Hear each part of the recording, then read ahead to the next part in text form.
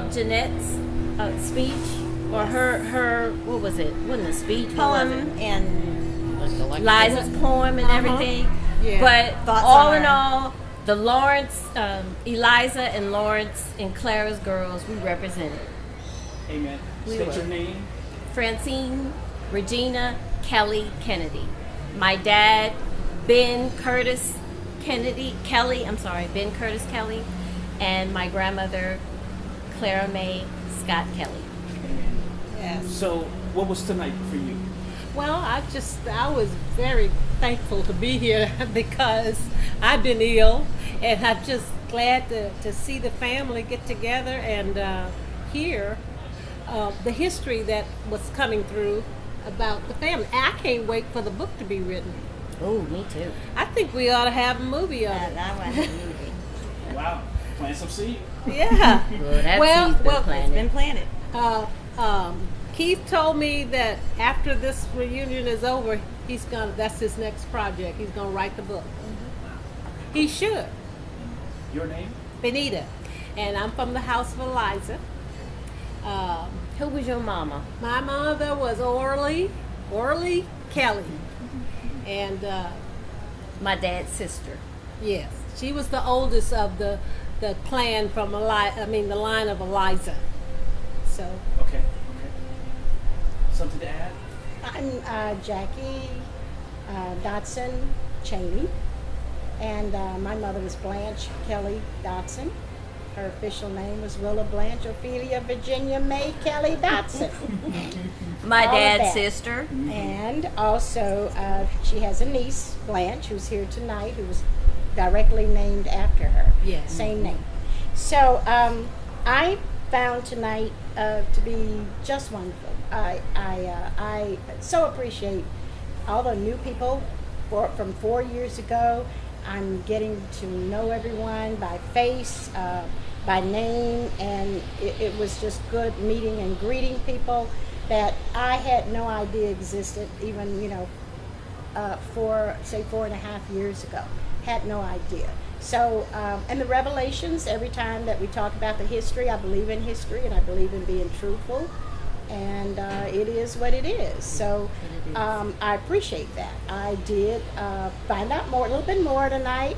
I did know about some of the, other, say, relatives that we may have out there that belong to Lawrence. One was my Aunt Leali, which I always knew about and loved very dearly. She was sweet. And the other person was in Topeka, Kansas, and I had heard about that issue. I don't know who they mentioned. It would be one other person. That's the one in Topeka. But anyway, that's a small thing to me. That's history. It happened. It was not easy to pop a pill and not get pregnant. So indiscretions happen. That doesn't bother me at all. But I do. I just appreciate that the family has grown so close, that because we are getting to know each other, that and I think about this, I'm coming from a place that I had no history because my mother never spoke on it, to an amazing, almost too much to handle. So I would love to ask her about some of these things, and maybe one day in heaven I'll be able to say, Mother, why didn't you tell me about some of the things? But at least we have each other. Yes, we have each other, and we did the first cousins that I did grow up with. I feel very close and comfortable with, and I love them dearly. But I also love all these newfound cousins. They're good people. They're sincere people, and I'm just happy to be a part of the Kelley family. And I'm glad our next generation is getting the information and having the information that we didn't have. So Yeah, and him studying the Josh- war and everything else in junior high, this was very handy. what does it mean to you? Well, learning about my heritage and history and everything is pretty cool, and knowing that one of my relatives got shot 6 times and survived, that's pretty impressive. Amen. And so that's why I really wanted to come tonight to bring my son Alex, because I think it's important for him to know his history. I'm really big on family history, And it's just been so exciting to meet family members, and I wanted to come tonight to maintain those relationships and to extend the family some more and meet more family members. Enjoy it and learn more history. Amen. It's Amen. exciting. And remember, I want a copy of this video. Okay. Your name? I am Donna Cheney, and my mom is Jackie Cheney, and I'm from the House of Eliza. And your son. And my son, Alex Brizuela. One more time. Alex Brizuela. What's up? Okay, people.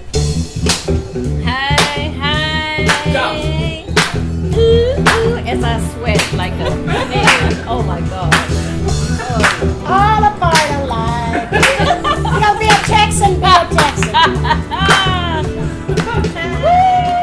Our next presenter needs no introduction. Mr. Keith Kelley, I'll introduce you anyway. He's going to give the family history.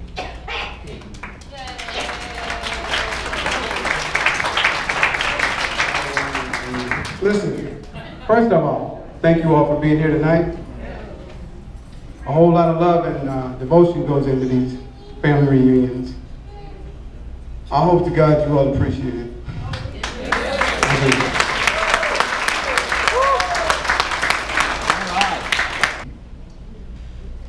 I'm going to run through this as quick as I possibly can, but I want you all to know who your history, or to know your history of your family. This is Memorial Day weekend. We've had a number of incredible soldiers in this family.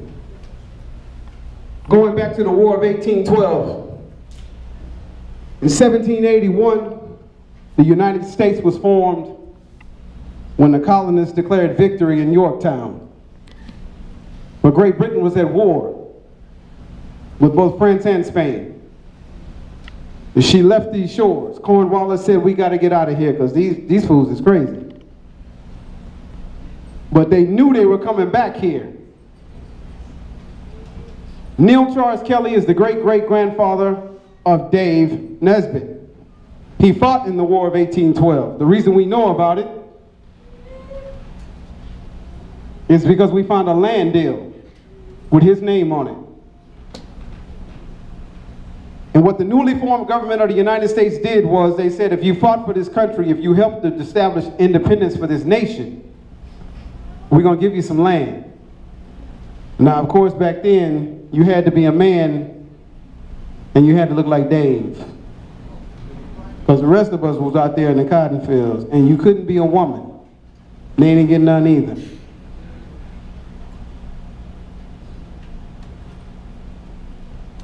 Corporal Radford Williams is the older brother to Lois and Doris.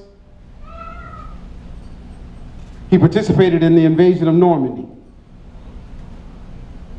And the way this story goes, he was assigned to a drop boat, but it filled up. So he got on another boat. The original boat that he got on took a direct mortar hit, killed everybody on board. Corporal Williams survived the invasion of Normandy. The world right now loses 1,000 World War II soldiers a day. Radford Williams is 92 years old now. Pray for him.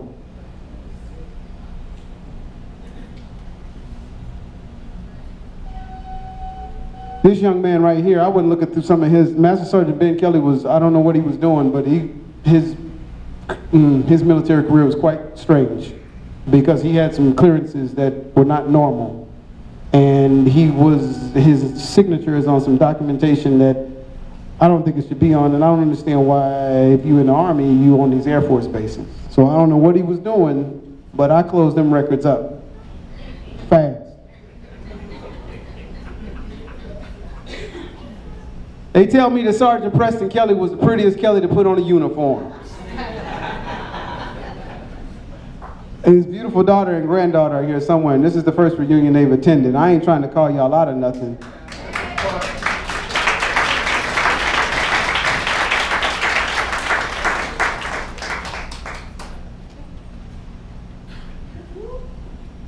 Warrant Officer Leon Kelley was one of the first black soldiers to show up at the Battle of the Bulge. And back then, you could only have two jobs. You either drove a truck or you were a cook. Preston was a cook. My uncle here drove trucks. He was ambushed twice, caught behind enemy lines twice. And while he was caught behind enemy lines, I don't know how he did it, but he was able to secure some secret documents. He won him 2 Bronze Stars. This is probably the most gallant soldier that my grandmother ever produced.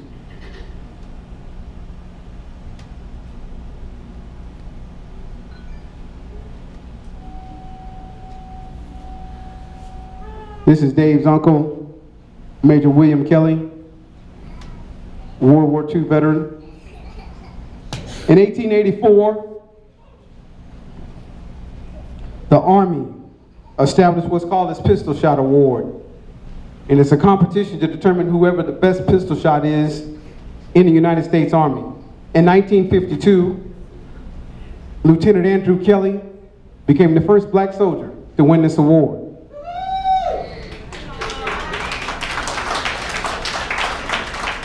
They say he looks a little like me. I don't know. This is Reginald's brother, Sergeant Robert Archer. 2 tours in Vietnam, came home without a scratch. Like father, like son.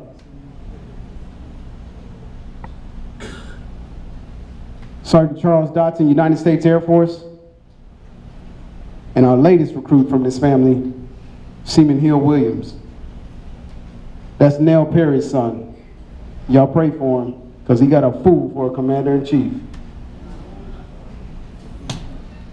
Now, besides our service to this country, we got some famous Kelleys. You all probably know about Ethan Kelley.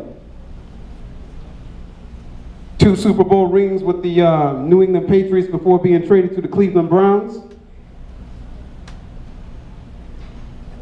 During the 1992 riots in Los Angeles, you saw the brutal beating of Reginald Denny.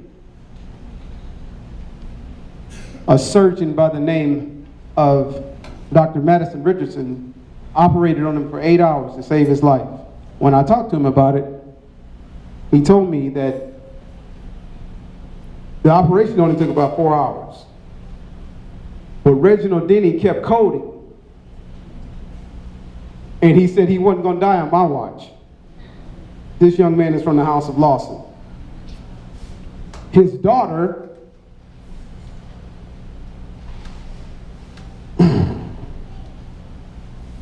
Karen Richardson helped to write, she worked with the Obama administration for 8 years. She helped to write the ACA. God bless her. She was trying to do the right thing. And hopefully more people like her will go into government. That's all I'm going to say. I'm not going to get political, because I'm definitely going to start cursing. And then you have this beautiful young lady right here.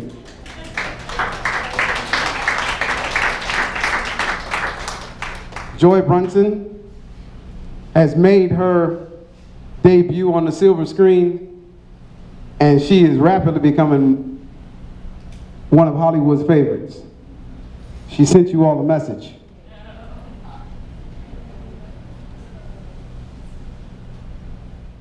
Hi, Kelley family. This is Joy Brunson from the House of Shad. I'm an actress currently living in Southern California, and I'm so honored to be able to share a few words about what it means to me to be a woman in the Kelley family. Sacrifice and resilience. These are the words that come to mind when I think of this year's honorees, Aunt Eliza and Grandma Katie. Sacrifice is defined as the surrendering of a possession as offering to God. When Grandma Dinah died unexpectedly, Aunt Eliza didn't hesitate to pick up the mantle and help raise her 9 brothers and sisters. Although she was only 17 at the time, she had the wisdom to know that if she sacrificed her young adulthood, her siblings would have a chance for a better life. Resilience, the capacity to overcome hardship. Grandma Katie was born into ownership and sold to a plantation in the Carolinas.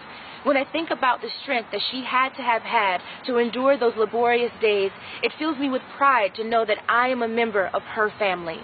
There is no greater love than a woman who gives her life for her family. When I think about these family pioneers, I can't help but think of my own mother, Verna Kelley Brunson, who has been both sacrificial and resilient in her nurturing. I am who I am and where I am because of her. Celebrating these women and all the members of the Kelley family is not only beneficial for the living, but is the ultimate way to honor those who have passed on. It is a public display of affection and admiration for the lives they lived and the legacies that we now live too.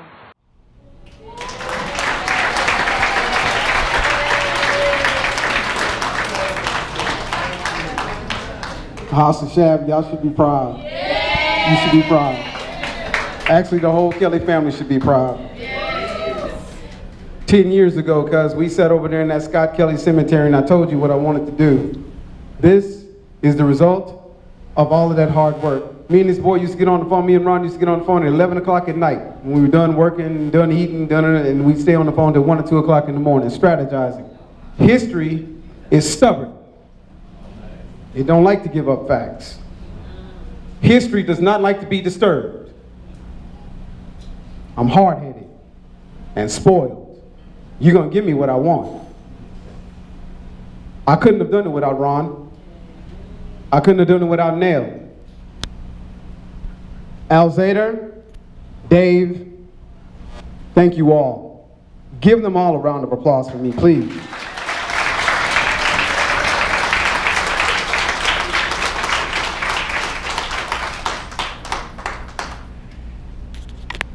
You get older, you start to realize what the limits are. When somebody says no to you, you have to ask yourself, how do I overcome this? Can I overcome this? You all don't know this. It took 2 years to get that marker up there in Oak Hurst. I went back and forth with the Texas governor, and he finally blinked. Hang on a second, because there's a story behind this. A story of perseverance.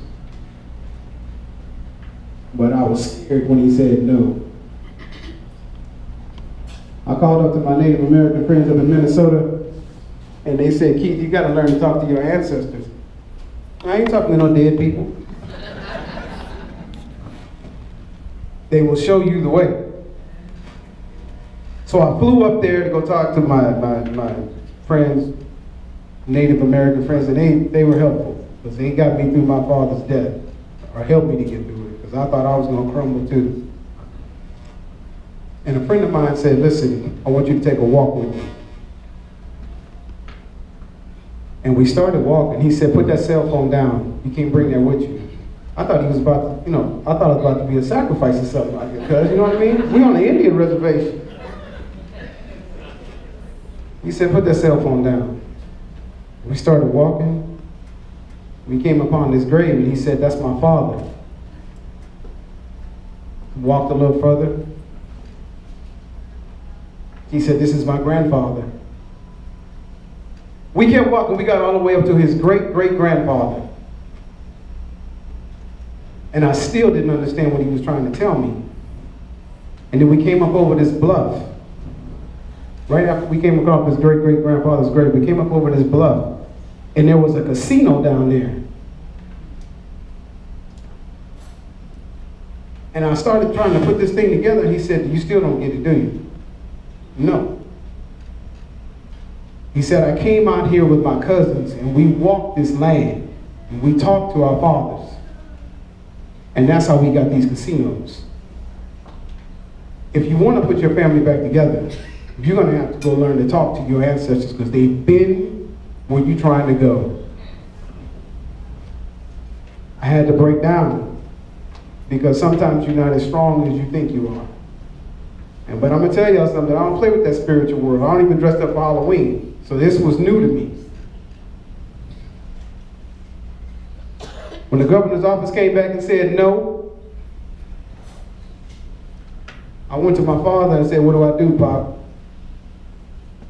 I'm going up against the state of Texas. I ain't get no answer. He probably in heaven chasing women. I love my dad. I went to my grandfather, Jim didn't give no answer. I went to Lawson, I ain't getting no answer. Then I heard the old man say, put the words on paper, son. Put the words on paper.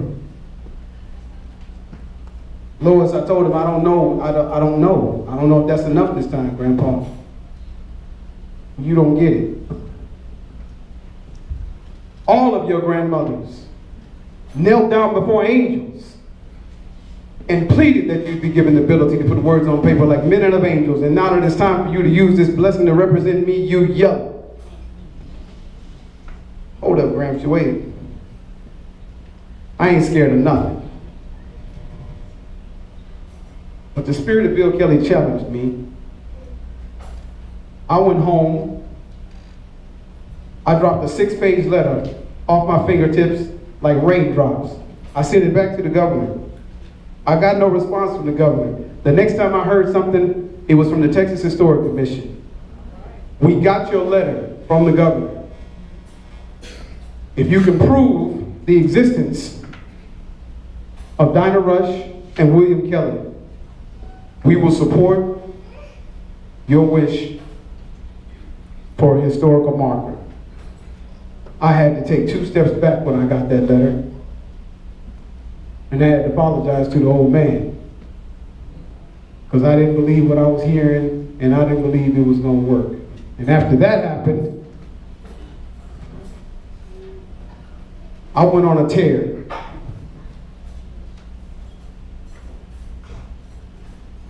I went to my cousins, Maydella and Essie. I said, listen, y'all got to tell me everything you know. And I knew with Maydella I was running out of time. I knew I was running out of time. But Maydella had information that didn't nobody else have. I think Maydella had information Essie didn't have. And Essie knew everything. But even with them, we still couldn't get all the information we needed. Ron will tell you.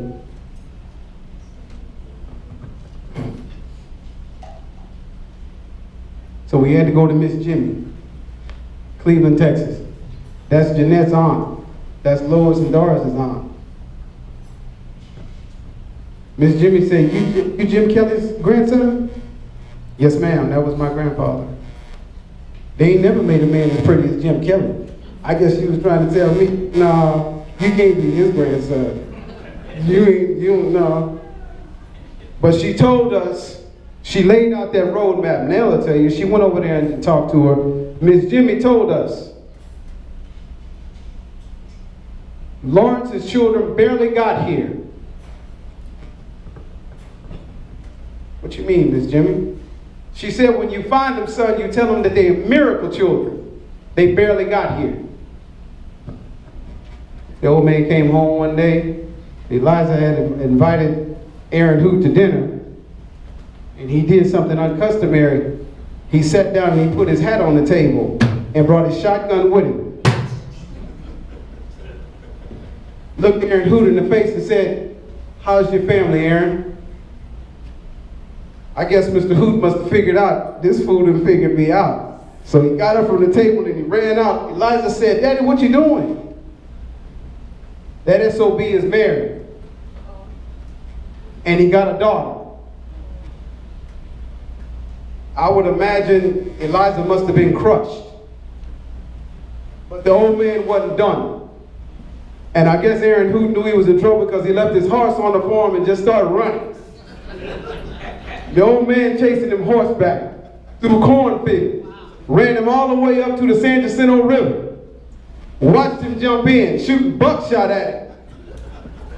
I hope you drown, you son of a...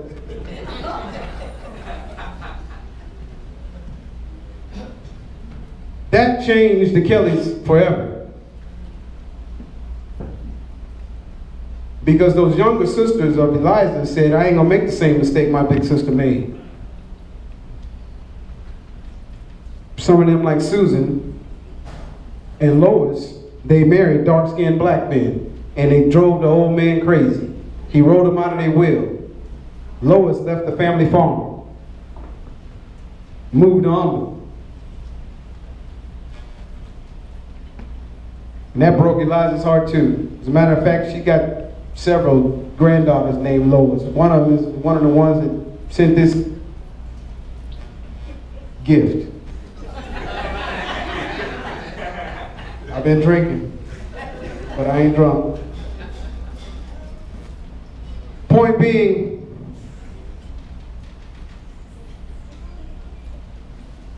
this is something I need to tell you all, and I'm gonna sit down. The family ain't perfect. Old man Kelley, well, I'm not perfect. Neither is anybody else. Lawrence wasn't perfect. When they went up to Joe Winfrey's farm to hang him because he was stealing people's livestock, that day it rained. And his sister saw his pigeon-toed tracks in the mud. And she told the sheriff, Lawrence Kelley's been. It didn't take long before the sheriff rounded him up, Lawson, Ned, and Ned's daddy George, Minnie's husband. They stayed in jail for about a year. Suspicion of murder. But that was not Lawrence's biggest crime. Hold on to your hat. About 3 years ago, I was sitting at home and I got a phone call from a lady named Brenda Dixon from Tulsa, Oklahoma. And she said to me, me and you are cousins. And I don't know no Brenda Dixon. And I don't know nobody in Tulsa for that matter. Don't be trying to steal my credit. She said, no, son. My father told my sister before he died that his daddy was from Texas and his name was Lawrence Kelley. Her mother was a Curry. And when she got pregnant, she moved to Topeka, Kansas to live with her grandparents and she gave birth to that baby. Lawrence's biggest sin is that he was sleeping with white girls. So when the ambushers came after him, they came after him to kill him. Miss Durden told us they had hitters on both sides of that wagon. Lawrence got shot 6 times. He died with 6 bullets in him. Barely made it to 40 years old.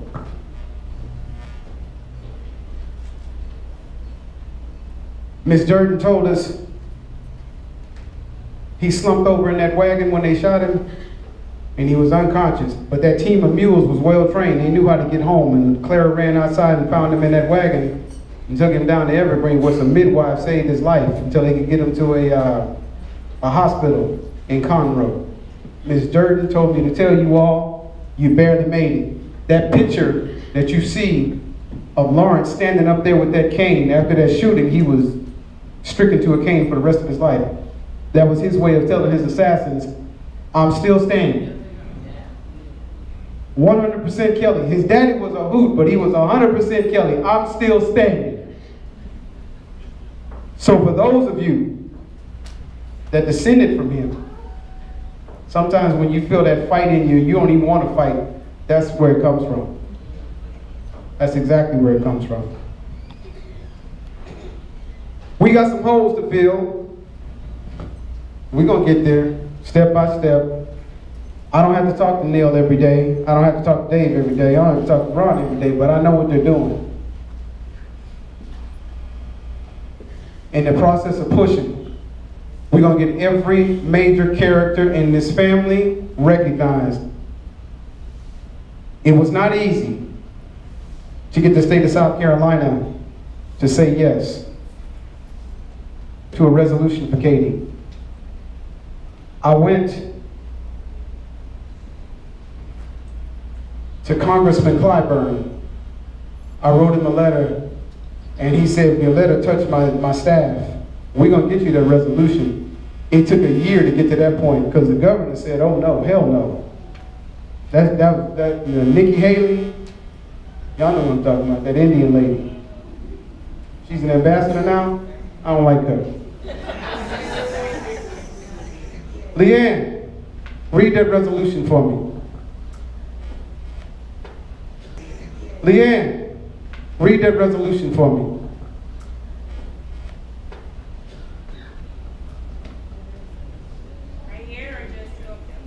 here. You can have the microphone.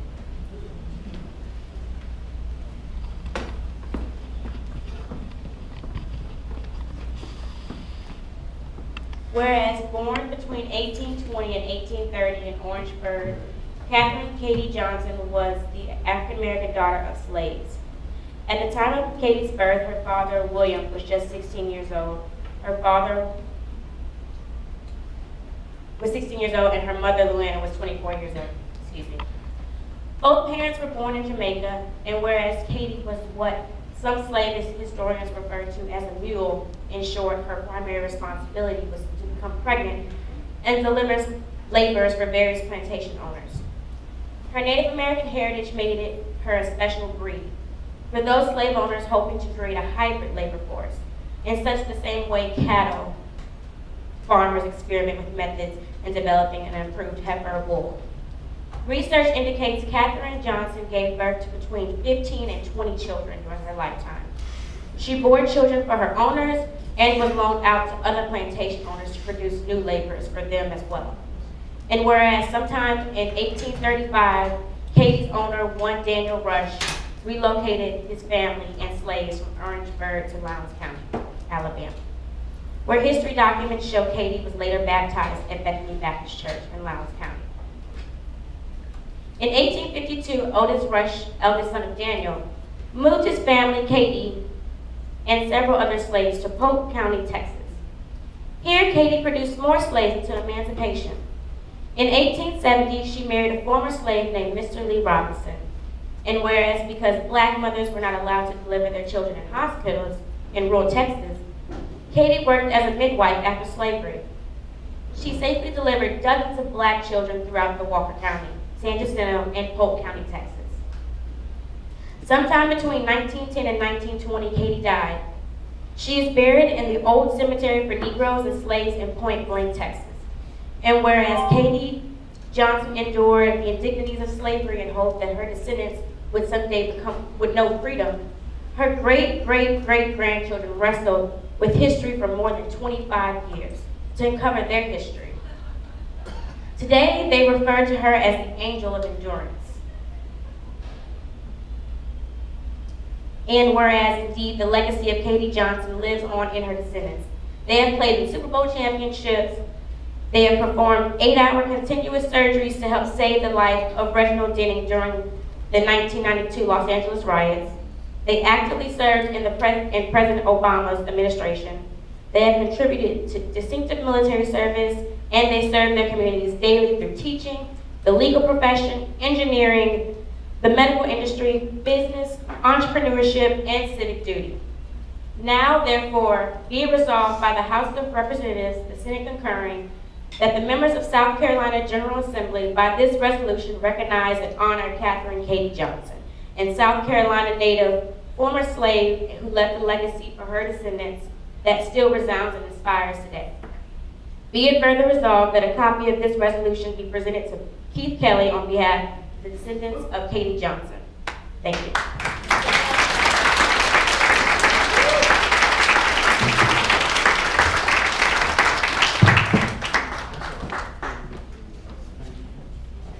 Okay, listen, I don't have the words, there are no words to describe what Aunt Eliza meant to this family. When her mother died, she became mom, a surrogate mother.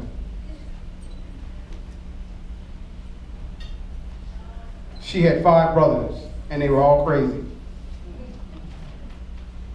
They tell me Lawson had a pretty bad temper. Herndon was out of control. Will had so many women that he didn't know, he couldn't keep up with them. So Teresa and Lisa, y'all keep an eye on them boys over there, because you know, you got to keep them right here. It's in the blood. Exactly. You heard that. They said it first. Don't look at me like that, Frank. But, no, seriously. Without her, we wouldn't have made it. I know she must have changed plenty of diapers. And those of you from the house of Shab, she raised Shab 17. Thank God for her. To my grandma Dinah, I want you to know that I don't have the words to describe what you mean to this family, because the indignities you went through, I can stand here today. And to Katie, they tell me in Alabama, I met an old black woman that told me she gave birth to master's babies on Sunday and she was back out in the fields on Monday.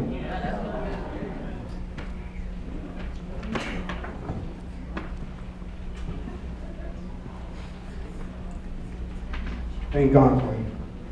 Thank you.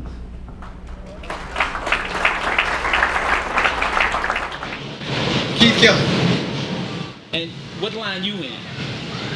From the House of Lawson. House of Lawson. Amen. So tonight was good for you? Special? It was pretty good. Anytime my family gets together, it's good. Amen.